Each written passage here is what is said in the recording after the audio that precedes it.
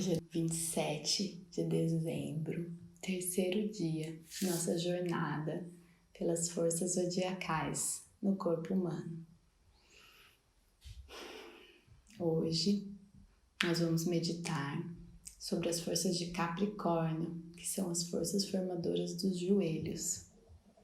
Vamos começar fazendo aquela meditação de centramento, de interiorização, para estarmos presentes para a aula, deixando o mundo externo lá fora, tudo que nos chama para fora. Vamos silenciar um pouquinho e nos dar esse presente de estar aqui inteiros, de corpo e alma, para nos olharmos, fechar os olhos, contar regressivamente de 30 a 0 por 3 vezes.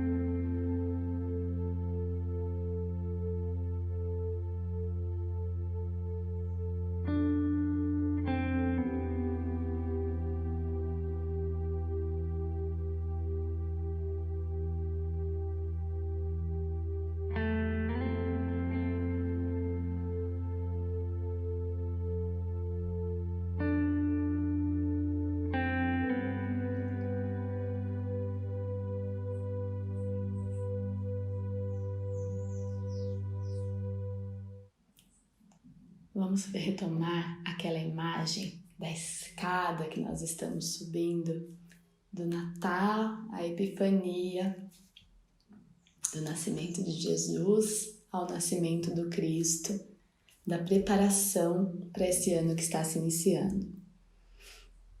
Em Peixes, pisamos no primeiro degrau, nos colocamos de frente à escada. Em Aquário, demos um impulso para o passo.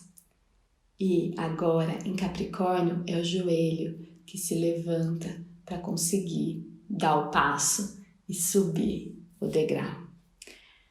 Eu, particularmente, gosto muito de meditar sobre essa força. Eu já tive muitos problemas articulares no joelho e acreditei a correria do dia a dia, exercícios físicos feitos sem muita orientação, carregar filho no colo, tortos de um lado só, segurando muito peso. E cheguei a ouvir de um ortopedista que eu não ia mais conseguir correr, senão eu ia ter que operar o joelho. E eu não me conformei muito com isso, afinal de contas, na época eu tinha 36 anos, me considerava jovem demais para ter que aposentar qualquer tipo de exercício.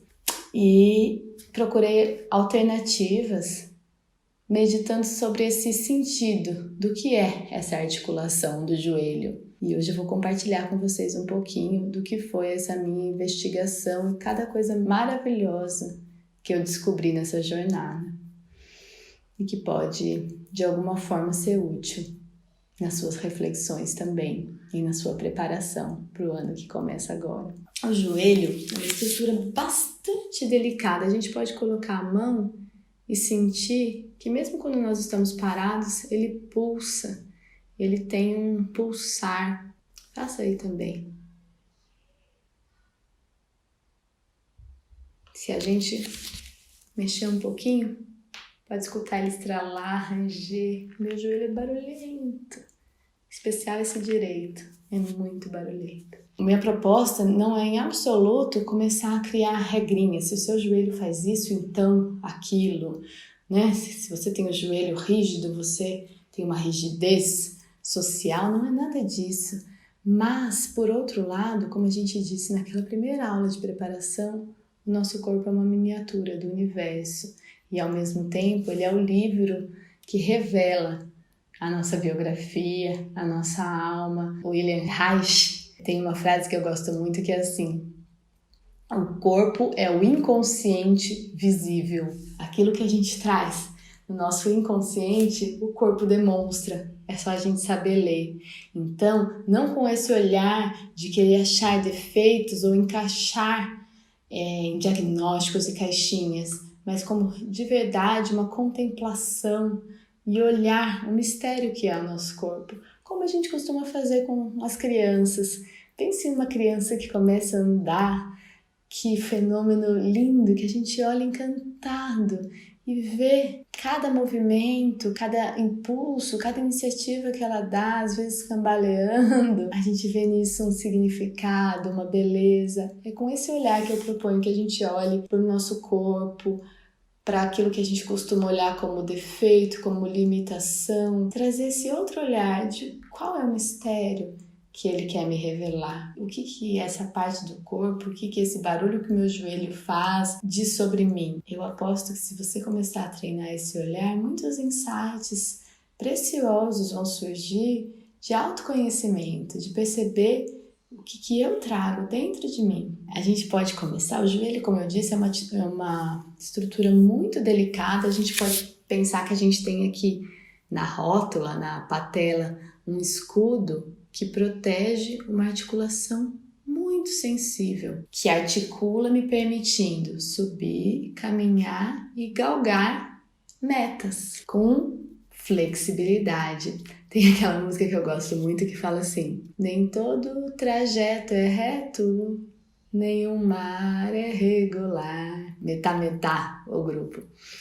Então é isso, os nossos trajetos não são retos. Se eles fossem retinhos, a gente talvez nem precisasse de tanta articulação, de tanta flexibilidade, né? A gente fala muito em jogo de cintura, mas se você pensar num jogo de cintura, o que está se mexendo, na verdade, é a parte de baixo, é aqui, né? A articulação do joelho. Pensa num jogador de futebol fazendo um drible, o quanto que isso sobrecarrega a articulação do joelho, né? O quanto que um jogador de futebol, para ter a flexibilidade do drible, precisa ter boas articulações. E assim na nossa vida também, essa flexibilidade que nos faz driblar as adversidades. A gente pode então começar com a bolinha muito sutil.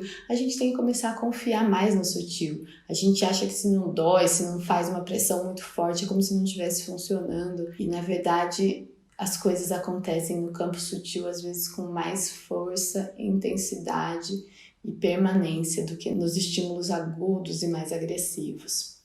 A gente pode colocar a nossa bolinha embaixo da articulação do joelho e com muita delicadeza fazer uma pressão. Pode circular um pouquinho e vendo o que isso traz de dor, de alívio. Uma região muito sensível que muito provavelmente vai trazer bastante dor. Pode repousar sobre um ponto por um tempo. Experimente deixar a bolinha um tempinho em um lugar e sentir a pulsação, a onda. O outro joelho fica querendo também. Fala para ele que vai chegar a hora dele.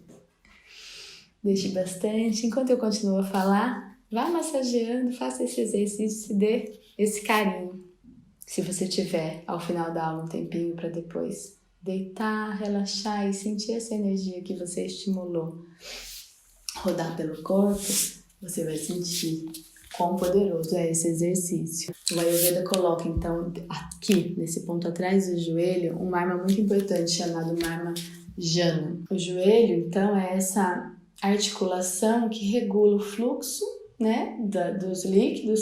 A gente falou bastante ontem da panturrilha, como esse jarro do aquário onde se depositam e circulam os líquidos. Pensa que o joelho faz essa ponte. Então, ele circula esse sangue, esses líquidos e também regula a temperatura do corpo. Enquanto você vai estimulando o joelho com a bolinha, pense assim na figura do Capricórnio. Não sei se vocês já viram, o símbolo dessa força zodiacal. Muitas vezes, em especial nas figuras mais ancestrais, mais antigas, ele é simbolizado como aquela cabra montanhesa, mas da cintura para baixo com um rabo de peixe em espiral, que simboliza muito bem essa necessidade de cumprir metas, de subir, que é própria até do signo de Capricórnio, né? Essa característica dos capricornianos, quem nasce sobre o signo solar de Capricórnio, esse subir, essa meta, mas com essa flexibilidade do rabo do peixe. E o quanto que a gente tem que trazer em equilíbrio essas duas forças, buscar metas com essa flexibilidade, esse jogo de cintura, né? Como nós comentamos. Agora a gente pode fazer um outro exercício. Vamos ficar de pé um pouquinho. Se você não fez ainda os 2 joelhos, não deixe de fazer o outro, senão ele vai ficar pedindo. Experimente dobrar um pouquinho os joelhos e sentir esse balanço. Como são os meus joelhos? Duros, muito bambos, onde eles doem? O que eles dizem sobre mim? Vai balançando. E pense também na sua articulação social, no mundo, no que o mundo te chama. Eu me dobro perante as exigências do mundo, me dobro, me submeto, ou eu me imponho que o outro se dobre. Eu respeito os meus limites, ou eu esgarço os joelhos, os limites.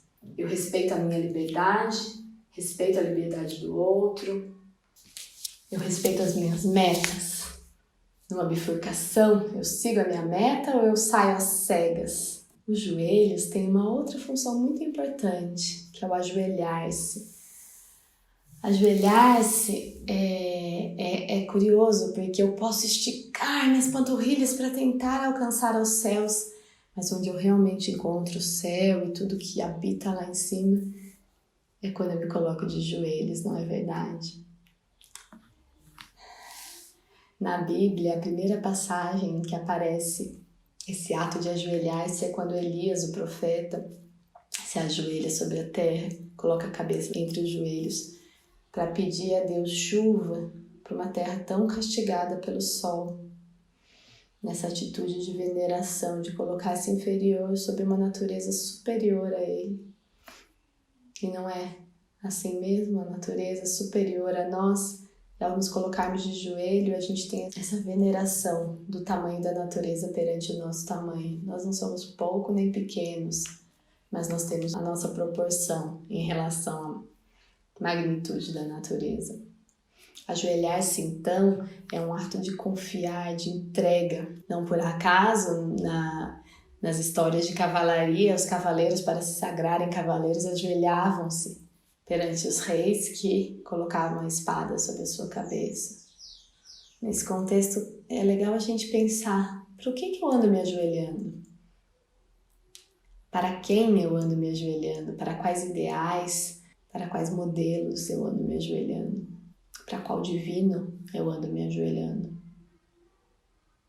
E quem eu tenho feito se ajoelhar perante mim? Eu tenho me ajoelhado em liberdade? Ou eu estou me submetendo a minha liberdade ao me ajoelhar, às vezes incensando bestas, coisas simples do dia a dia, não só o grandioso. A quem eu ando dedicando meu tempo é uma boa medida para responder essa pergunta, diante de quem eu me ajoelho.